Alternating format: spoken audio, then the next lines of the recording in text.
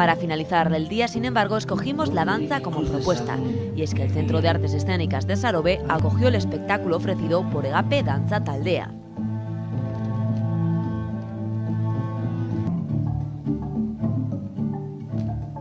Los danzaris demostraron sobre el escenario urnitarra lo que saben hacer y desde luego fueron aplaudidos por el público.